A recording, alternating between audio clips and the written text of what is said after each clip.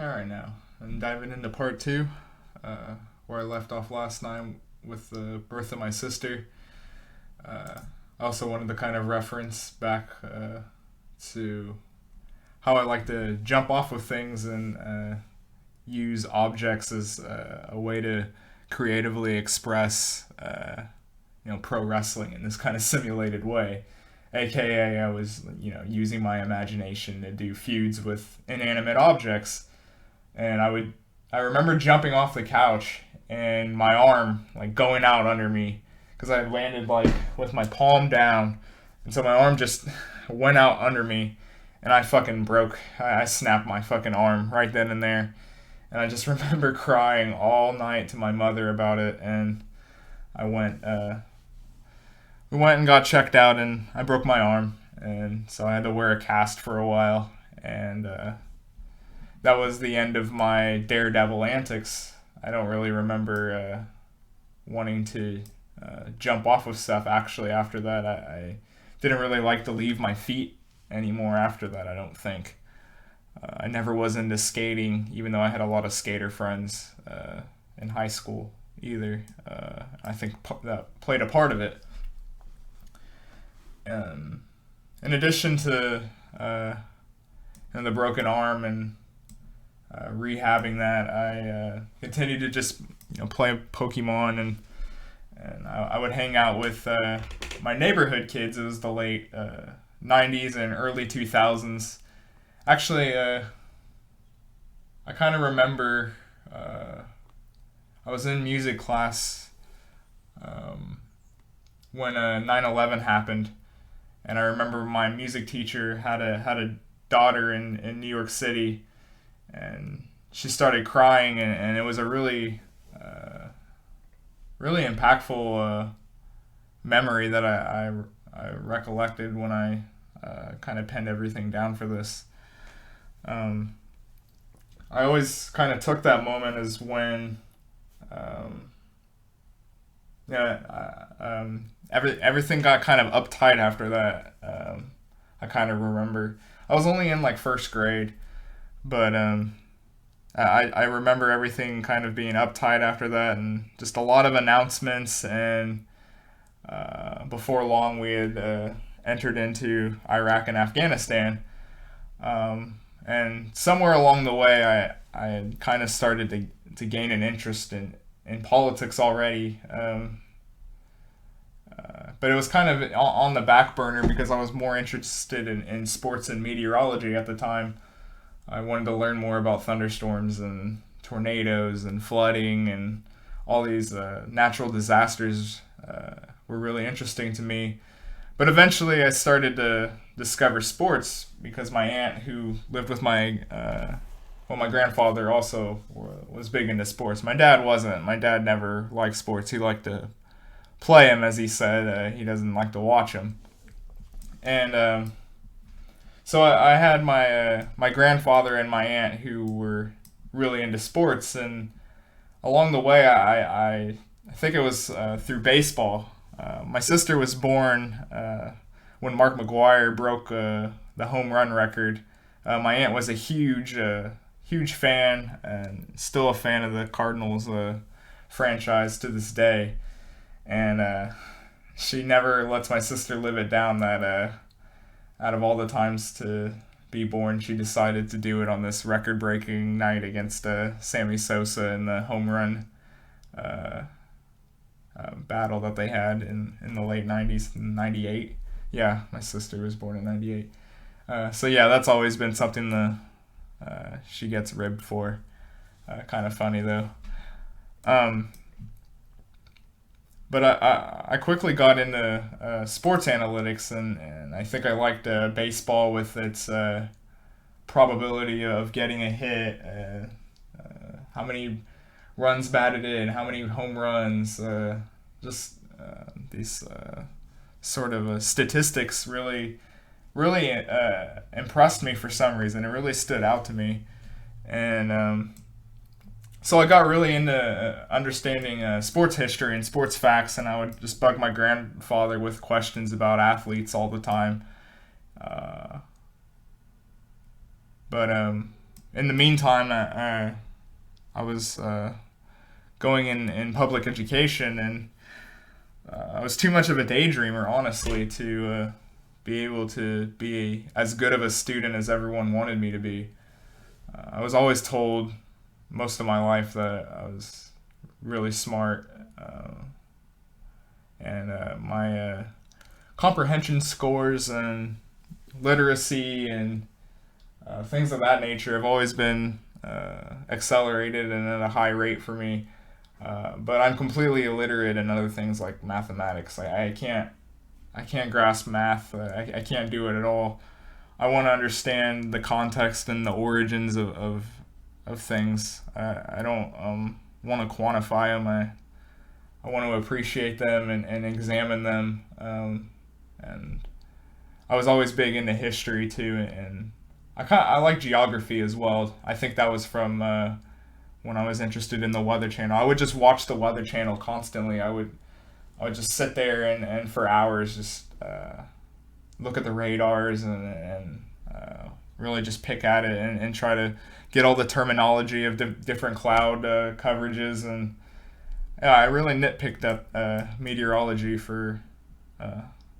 It was kind of obsessive actually, and I think plays into also my at school. I was so incredibly socially shy, and I had no reference or no one to talk to about any of this stuff. Like I just kind of took it. Like I never bothered to tell anyone, hey, like I'm willing to piss myself literally in this chair, rather than getting up and being seen by everyone as I go and ask the teacher to take a leak.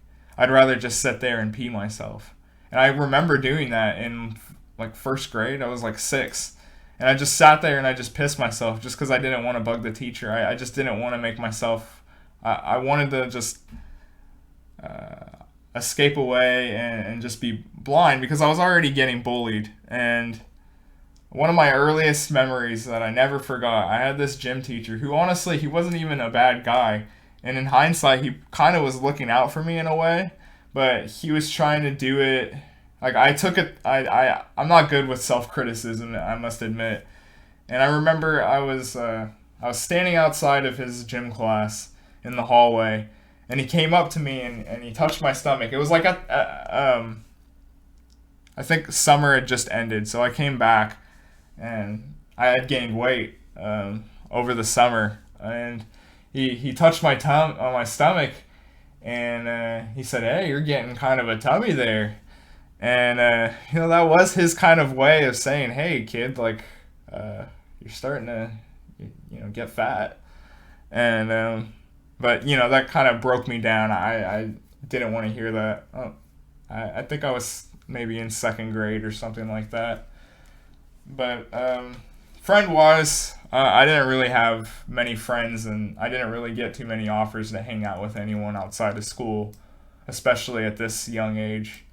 I was just too shy. I never wanted to talk to anyone. I've always been kind of a loner, as I've mentioned before. And I think there was this kind of resentment that I was starting to build as well during this time period as I get towards discovering sexuality here. And the hormones begin to kick in, 11, 12. But yeah, I don't really know where I obtained that social angst from. I've always been really anxious and introverted, and I never have done well in crowds or classes or anything like that. I was the last person you would want to go to for any sort of presentation on public speaking or anything like that. Just kind of funny, since I sit here and try to make videos all the time now. But talking to a camera is a lot different than having a room full of people, of course. But yeah, I just remember being extremely anxious, and this probably had to do with all of the antagonistic environmental factors that were around me outside of my own family.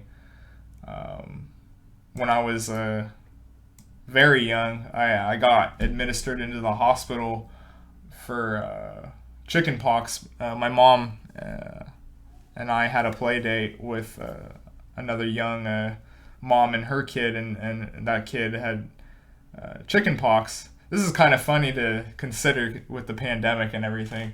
But I got chicken pox and I ran a high fever. It probably wasn't serious enough to actually make me go to the hospital, but my mom she's a new mother and concerned, and it was a pretty high fever, so she got me antibiotics and everything was fine after that, of course. Um, but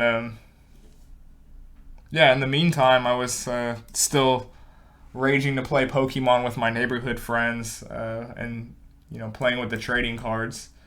Uh, but in the actual home life itself, we continued to struggle financially. My dad was jumping from job to job, unsatisfied.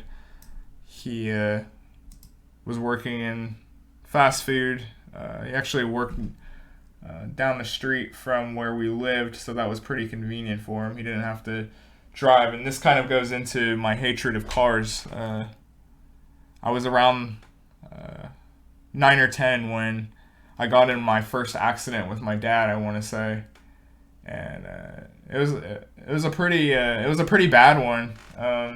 No one got hurt except for the driver on the other side, and my dad didn't have a license then, and he could have easily went to jail that day. And my dad had a lot of issues with warrants and legal issues, because he would just accrue debt and kind of blow it off on paying it. And law enforcement would, whenever they would find him, he would go to jail, or something like that would happen. And I saw him a couple times have these things happen to him. I remember one time they came to our house actually to pick him up on a warrant for probably some bill or something along those lines. My dad wasn't a thief or a criminal or anything. He doesn't have a criminal history other than maybe when he was a teenager or something like that. But they came to his house, and I remember there was like cops on both sides of the house, and we were just surrounded. And I remember having to crouch behind the refrigerator while he like stood kind of in the back and tried to make himself like as transparent as he possibly could, so the cops wouldn't be able to see, because they were trying to like peek in through the windows and whatnot. And we just waited it out until they left. But yeah, I remember also utilities weren't necessarily reliable from time to time. Fortunately, we did have my grandfather on my mom's side, and my aunt. My oldest aunt on my mom's side, she was able to give me resources and things that I wouldn't have otherwise had. She was better off than my mom was, and so I got to see like my first like movie with her and things like that I wasn't gonna be able to do as a poor kid growing up, and so I'm thankful for that. And this kind of goes into my Catholic upbringing. They were a part of me going through the sacraments and going through the Catholic adolescent tradition, which was like very important to my grandmother. My grandmother was she really had the kind of epitome of the boomer housewife. Send the kids to church lifestyle of the kind of nifty 50s legacy.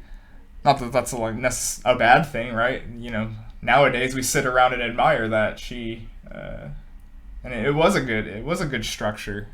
We were a happy and proud family. But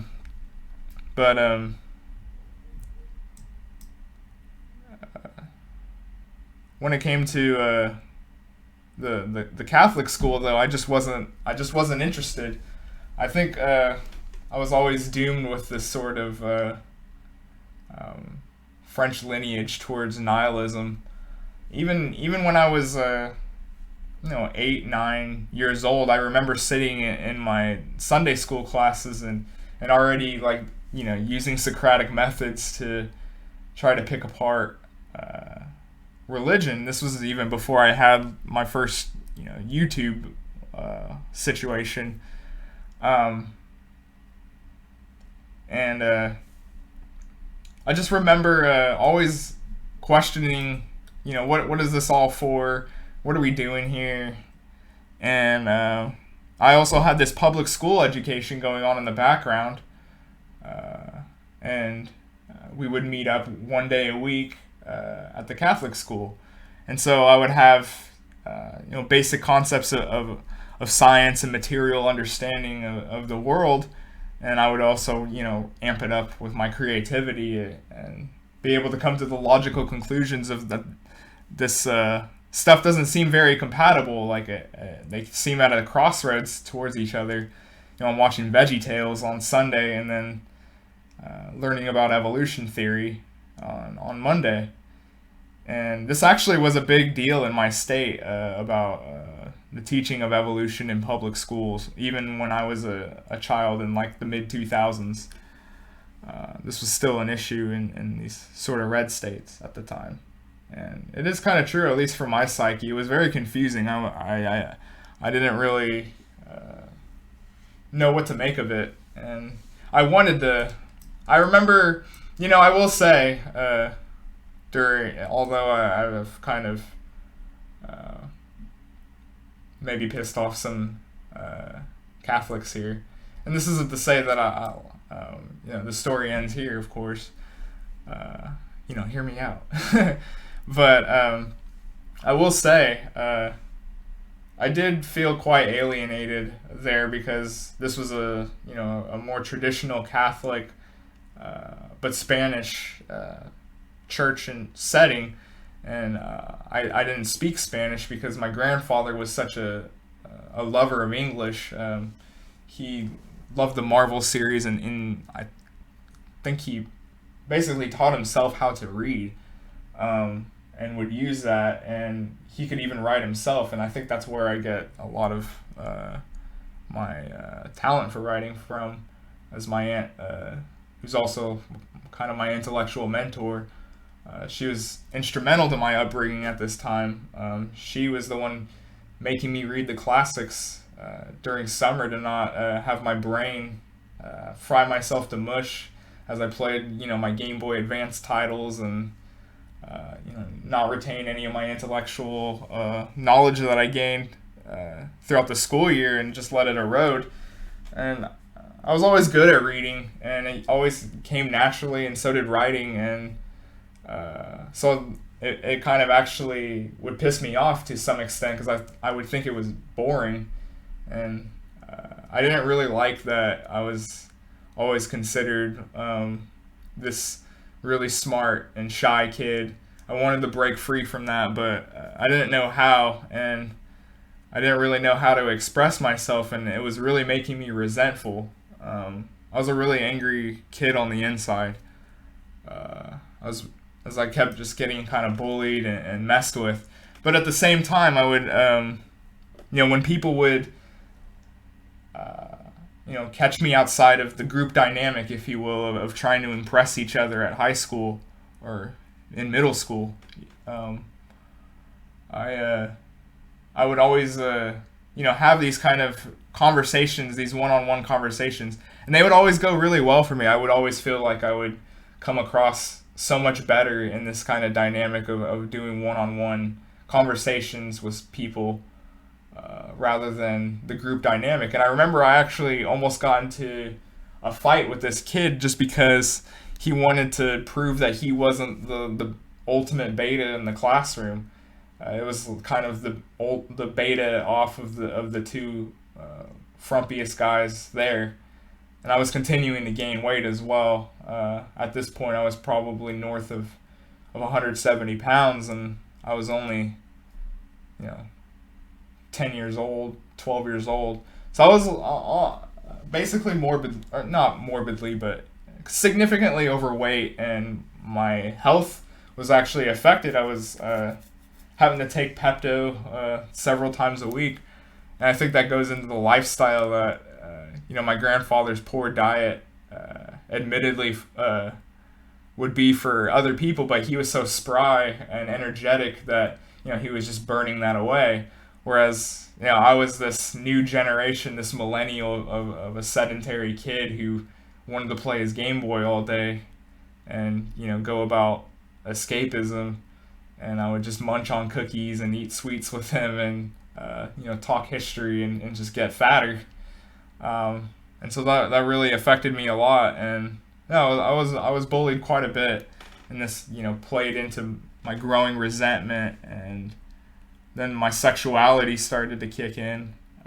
And obviously, if you're the kid who gets bullied a lot, there's not going to be a lot of girls who are going to come your way. And I was just totally off the market completely. I didn't even try. I wouldn't even bother to even really talk to girls before I was like deep into high school, if I even really tried then. And so in that regard, I was totally out to lunch. I didn't really have any social experience outside of school. Even I wasn't hanging out with anyone or anything. I was just kind of slipping through the cracks, and so I think I would just turn to my intellectual pursuits, whether it was wanted to use my writing to some extent to kind of make short stories, and I was really into history, and so I wanted to kind of almost make this like rehashing of the 100 Years' War that I was reading about in history class, and I would give this like mythological capabilities, and I would have these different monarchies, and it was pretty elaborate actually. I kind of remember it, and I think I kind of used it for a writing project later on that I did pretty well on. But yeah, I had this imagination and daydreaming aspect to me that was always going on at school that really clouded me from not just academic pursuits, but socially. Like I would rather just daydream off and think about what I wanted to do on my own time, or what was interesting to me, the creepy nihilism that I started to have, that life was just devoid of meaning and we're just these atoms. And that was about the time where I started to get accustomed to home internet, and this is when I found early intellectual YouTube, and I began to undergo my real intellectual history, and with that came quite the price to pay. And around that time as well, my brother would be born in 2003. I was 10 years older than him, so we always kind of had this age gap, but we always had an interesting relationship due to that, because we were always at a different stage of our life, and I would try to kind of give him feedback on like, hey, this is what would work for me and what doesn't. Whether he took that advice or not, I don't really know, but I remember he would, at least early on in his life, wanted to emulate me a lot and try to surpass me, and then, but the age gap difference, since I was so much older than him, obviously I was able to outsmart him and kind of use that to my advantage. And as for my sister, I think I was sort of sadly using my budding resentment from being picked on at school all the time, and taking it out on her, quite frankly, because I was just being a pathetic little worm, quite frankly. But my sister was feisty though. My sister definitely had no problem getting her licks in though, and we would physically fight from time to time. I remember one time we had this screaming match when we were unsupervised, and we brandished like kitchen like knives on each other, and this is this is a freaking, a 5 and or maybe a 7 and a 12-year-old or something like that, right?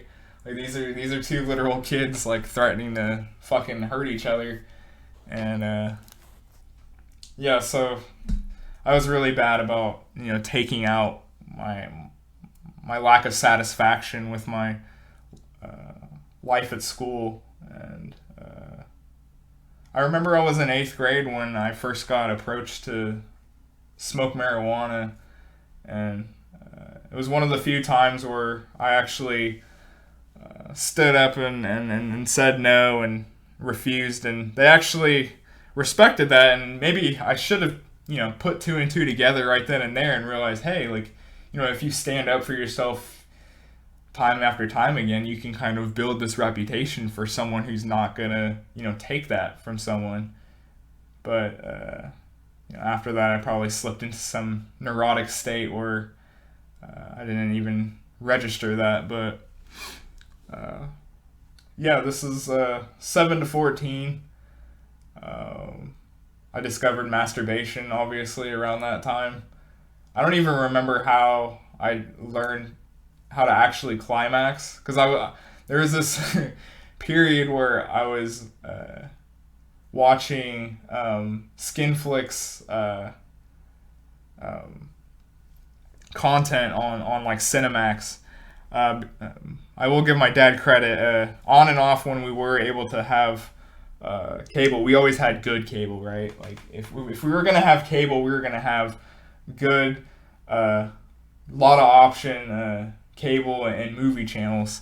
And so in addition to having access to a lot of high cultural movies, actually, my grandfather also exposed me to people like George Carlin, and my grandfather was really he was a high culture man. Like I mentioned about his love of the English language, he carried a dictionary around with himself, I should say, and he was always into westerns and things like that, and I think that really played into his youngest daughter, my aunt, and my own intellectual upbringing into trying to be writers, because he himself wanted to probably write, but he didn't have the time for it. But yeah, I think I wanted to leave it on that. I discovered fapping, which was, of course, a big deal to any sexually repressed 14, well, I was probably younger than 14, 12, 13-year-old at the time. So that was obviously a big thing for me. And I actually was able to use my my sports statistics.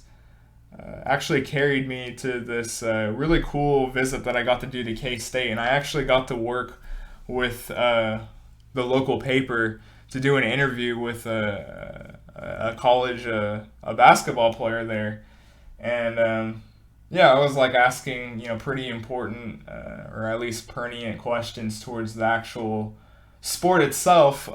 There was this other girl who went with us, and she was asking questions like what their favorite candy bar was and whatnot. But I was asking questions about what's it like to play in the interior and stuff like that. And it got put in the paper, and I remember that being one of the brief happier moments as I kind of continued to go down this angsty path. And around this time was when me and my school friends, or the few that I had, I was always able to at least make people laugh to kind of back off me somewhat. I wasn't always constantly picked on, but especially when it came to the group dynamics, it was always to throw me under the bus and score a couple points off of down in the frumpy fat kid. It is what it is, but yeah, I think that's gonna wrap it up for this video. For the next one, cover high school and going to college, and a lot of usage of illegal activities and partying. But we'll get into that one for the next one.